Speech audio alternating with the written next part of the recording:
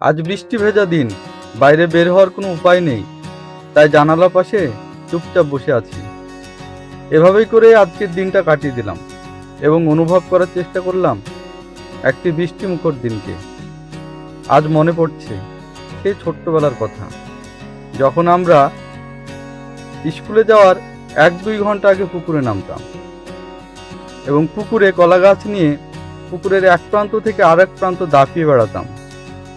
পুকুরে জলের মধ্যে পায়ের উপর চাপ দিয়ে দ্রুত এক জায়গা থেকে আরেক জায়গায় প্রস্থান করতাম এবং অনুভব করতাম শক্তিমানে সেই লাটুর মতো ঘুরে আকাশে উড়ে বেড়ানো। এই ছিল আমাদের ছোট্টবেলা। এইভাবে কেটে যেত অনেকক্ষণ সময়।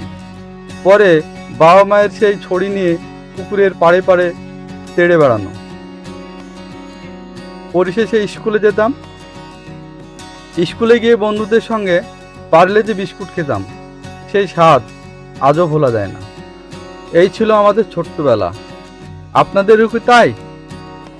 আর পরিশেষে স্কুল থেকে বাড়ি ফিরতাম, তখন গ্রামের সেই কাদামাখা রাস্তায় একসঙ্গে আসতাম অনেকজন এবং এই কথা ভেবে নিতাম যে বাড়ি গিয়ে পুকুরে আবার স্নান করতে হবে। সেই হিসেব করে রাস্তায় আস্তে আস্তে আবার গায়ে কাদা মেখে নিতাম, তো বাড়িতে গিয়ে যাতে একটা এক্সকিউজ দিতে পারি যে গায়ে কাদা লেগে গেছে, আবার স্নান করতে হবে। আবার যেতাম পুকুরে, আবার অনেকজন মিলে সেই দাপাদাপি। এই ছিল আমাদের ছোট্টবেলা।